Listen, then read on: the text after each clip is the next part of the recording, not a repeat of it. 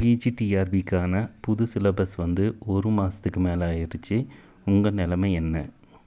எந்த அளவுக்கு நீங்கள் ப்ரிப்பேர் ஆகிருக்கீங்க? இன்னும் படிக்க ஆரம்பிக்கலையா? கிடைக்கும் வாய்ப்பை வீணாக்காதீங்க. புது வருடம் பிறக்க போகுது. உங்கள் கோல் என்ன? அனைவருக்கும் வணக்கம். உங்கள் அனைவரையும் நமது சேனலுக்கு வரவேற்கிறேன். இன்றைக்கி நாம் பார்க்க போகிறது பிஜிடிஆர்பி பற்றி தான். ஸோ வீடியோவை ஸ்கிப் பண்ணாமல் கடைசி வரைக்கும் பாருங்கள், உங்களுக்கு யூஸ்ஃபுல்லாக இருக்கும். இது வரைக்கும் நீங்கள் நம்ம சேனலை சப்ஸ்கிரைப் பண்ணலைன்னா சப்ஸ்கிரைப் பண்ணிக்கோங்க. மறக்காமல் பெல் பட்டனையும் கிளிக் பண்ணிக்கோங்க. அப்போ தான் நான் போடுற வீடியோ எல்லாம் உங்களுக்கு உடனே கிடைக்கும். வீடியோ பிடிச்சிருந்தா லைக் பண்ணி உங்கள் ஃப்ரெண்ட்ஸுக்கும் ஷேர் பண்ணுங்கள். இந்த வீடியோ உங்களுக்கு ஒரு நல்ல மோட்டிவேஷன் வீடியோவாக இருக்கும் அப்படின்னு நம்புகிறேன். வாங்க வீடியோவுக்கு போகலாம். முதல்ல டிஆர்பி போர்டு பிஜிடிஆர்பிக்கு புது சிலபஸ் விட்டு கிட்டத்தட்ட 1 மாதத்துக்கு மேலே ஆயிடுச்சு. இந்த 1 மாதமாக நீங்கள் என்ன பண்ணியிருக்கீங்க? எல்லா யூனிட்ஸ்க்கும் நோட்ஸ் ரெடி பண்ணிட்டீங்களா? அப்படி ரெடி பண்ணலைன்னா லேட் பண்ணாதீங்க, ஃபாஸ்ட்டாக ரெடி பண்ணி படிக்க ஆரம்பிங்க. ஏன்னா டிஆர்பி போர்டு பிஜிடிஆர்பிக்கு புது சிலபஸ் விட்ட உடனே பல பேர் உஷாராகி படிக்க ஆரம்பிச்சிருப்பாங்க. ஸோ நீங்கள் லேட் பண்ணால் உங்களுக்கு தான் கஷ்டமாக இருக்கும். லாஸ்ட் மினிட்டில் நோட்ஸை கலெக்ட் பண்ணுறது கஷ்டம். அதோட சில டைமில் நம்ம ஃப்ரெண்ட்ஸ்கிட்ட நோட்ஸ் வாங்கலான்னு நினைப்போம். அப்படி நாம் நினைக்கும்போது எல்லோரும் நமக்கு நோட்ஸ் தருவாங்களா அப்படிங்கிறது கொஞ்சம் யோசித்து பாருங்கள். எல்லோரும் நமக்கு நோட்ஸ் தர மாட்டாங்க. அதில் கொஞ்சம் செல்ஃபிஷ்னஸ் இருக்கும், அதை புரிஞ்சுக்கோங்க. ஸோ உங்களோட கனவு நிறைவேறணும்னா நீங்கள் தான் அதுக்கு கஷ்டப்படணும். அப்போது எப்படியோ கஷ்டப்பட்டாவது எல்லா யூனிட்ஸ்க்கும் நோட் ரெடி பண்ணிடுங்க.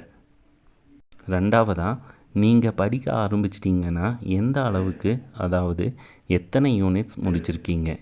ஏன் இந்த கொஸ்டின் கேட்குறேன் அப்படின்னு பார்க்கும்போது ஒவ்வொரு நாளும் நமக்கு ஃபாஸ்ட்டாக முடிஞ்சிட்டே வரும்.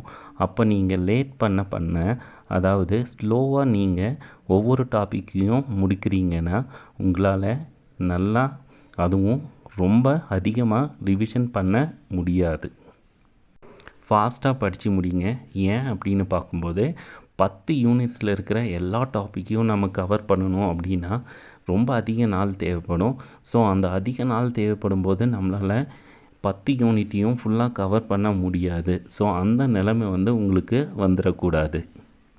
அதை தாண்டி திடீர்னு நோட்டிஃபிகேஷன் வந்துட்டானா நமக்கு கஷ்டமாக போகும். ஸோ படிக்க ஸ்டார்ட் பண்ணி ஃபாஸ்ட்டாக ஒவ்வொரு யூனிட்டையும் முடிச்சுட்டு வாங்க. ஒரு யூனிட் படித்து முடித்ததுக்கப்புறம் குறைஞ்சது ஒரு 2லேருந்து 3 டைம் நல்லா ரிவைஸ் பண்ணி வச்சுக்கோங்க. மூணாவதாக உங்களுக்கு பிஜிடிஆர்பியில் பாஸ் பண்ணி வேலைக்கு போகணுன்னு ஆசை இருந்தால் அதுக்கான சரியான முயற்சியை நீங்கள் எடுங்க. அப்படி சரியான முயற்சி நீங்கள் எடுக்கலைன்னா உங்களோட ஆசை நிறைவேறாமல் போகிறதுக்கு அதிகமாக வாய்ப்பு இருக்கும். இதுவரைக்கும் நீங்கள் படிக்க ஆரம்பிக்கலன்னா பரவாயில்ல, இப்போவாவது முழிச்சுக்கோங்க. உங்களுக்கான ஒரு வாய்ப்பு வரும்போது அதை தெரிஞ்சே வீணடிக்காதீங்க. சில பேர் வயசை காரணம் காட்டுவாங்க. வயசுங்கிறது ஒரு நம்பர் மட்டும்தான். உதாரணத்திற்கு நான் பிஜிடிஆர்பி கிளியர் பண்ணி வேலை வாங்கினது என்னோட 38வது வயசில் தான். ஸோ உங்களாலேயும் முடியும். நல்லா படிங்க, உங்களுக்கும் அந்த வாய்ப்பு கிடைக்கும். எல்லோருக்கும் சில வகையில் ஃபேமிலி சுச்சுவேஷன் கரெக்டாக இருக்காது. ஸோ அப்படி இருக்கும்போது நம்மளால் படிக்கிறதுக்கு டைம் ஒதுக்க முடியாது. ஸோ அதை காரணமாகவும் சொல்லாதீங்க. ஸோ நீங்கள் படிக்கணும் அப்படின்னு முடிவு எடுக்கிறீங்க, உங்களுக்கு படிக்க ஆசை இருக்குது, பிஜிடிஆர்பியில் நல்ல மார்க் வாங்கி பாஸ் பண்ணி கவர்மெண்ட் ஜாபில் சேரணும் அப்படின்னா நீங்கள் அதுக்கான டைமை ஒதுக்கி அதுக்கான ப்ரிப்பரேஷனை இப்போவே ஸ்டார்ட் பண்ணுங்கள். நாலாவதாக நமக்கு கிடைக்கிற வாய்ப்பை வேஸ்ட் பண்ணக்கூடாது. கொஞ்சம் யோசித்து பாருங்கள்.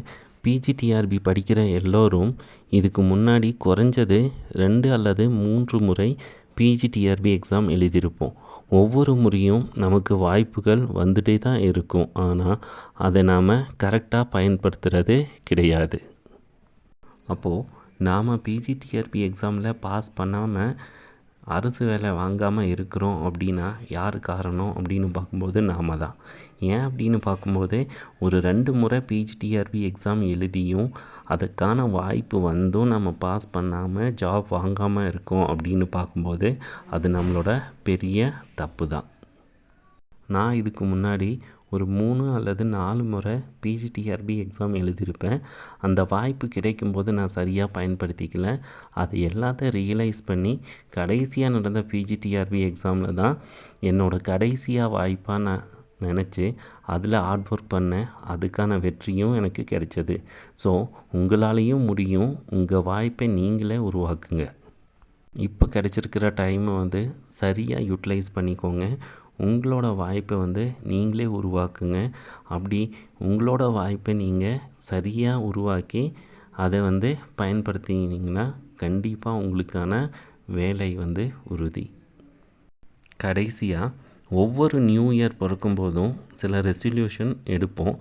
இதுக்கு முன்னாடியும் நீங்கள் பிஜிடிஆர்பி பற்றி ரெசல்யூஷன் எடுத்திருப்பீங்க. ஸோ இந்த முறையும் நீங்கள் பிஜிடிஆர்பி பற்றி ரெசல்யூஷன் எடுப்பீங்க. ஆனால் எடுக்கிற ரெசல்யூஷன் கரெக்டாக நீங்கள் அதுக்கு தகுந்த மாதிரியான ஹார்ட் ஒர்க் போட்டு கரெக்டான டைமில் நீங்கள் உங்களோட சப்ஜெக்டில் இருக்கிற எல்லா யூனிட்ஸையும் நல்லா படித்து அதுக்கான வேலையை எப்படி செய்யணும் அப்படிங்கிறத யோசிங்க. என்ன நடந்தாலும் சரி, இந்த 2025 எனக்கு ஒரு நல்ல வாழ்க்கையை அமைச்சு தரும். அதுக்காக நான் வரும் பிஜிடிஆர்பி எக்ஸாமை கிளியர் பண்ணி ஜாப் வாங்கணும் அப்படின்னு முடிவு பண்ணுங்கள். உங்களோட நம்பிக்கை எதுவோ அது மேலே நம்பிக்கை வைங்க. கண்டிப்பாக அது நடக்கும். வரும் புத்தாண்டு உங்களுக்கு நல்லதொரு நம்பிக்கையை தரணும்னு நானும் ப்ரே பண்ணிக்கிறேன். நல்லா படிங்க. ஸோ நல்லா டைம் எடுத்து படிங்க. படித்ததை நல்லா ரிவைஸ் பண்ணுங்கள். சில பேருக்கு டைமை எப்படி மேனேஜ் பண்ணணும் அப்படிங்கிறது தெரியாமல் இருக்கும். ஸோ அதுக்கான வீடியோ, அதாவது டைம் மேனேஜ்மெண்ட் எப்படி பண்ணணும் அப்படிங்கிற வீடியோ இதுக்கு முன்னாடியே ஒரு வீடியோவாக நான் போட்டிருப்பேன். அந்த வீடியோவோட லிங்க்கை டிஸ்கிரிப்ஷனில் போடுறேன். அதை பார்க்காதவங்க அதை பார்த்து தெரிஞ்சுக்கோங்க. All the best. இந்த 2025வது வருடம் உங்களோட வாழ்க்கையை டேர்ன் பண்ணுற ஒரு வருடமாக இருக்கும் அப்படிங்கிறத மைண்டில் வச்சுட்டு அதுக்கு தகுந்த மாதிரி படிங்க. படித்ததை திரும்ப திரும்ப படிங்க. நல்லா ரிவைஸ் பண்ணுங்கள். எக்கச்சக்கமான டெஸ்ட்டை எழுதி பாருங்கள். ஸோ உங்களோட நம்பிக்கை எதுவோ அதை நீங்கள் வேண்டிக்கோங்க. அதே மாதிரி நானும் உங்களுக்காக ப்ரே பண்ணிக்கிறேன். நன்றி, வணக்கம்.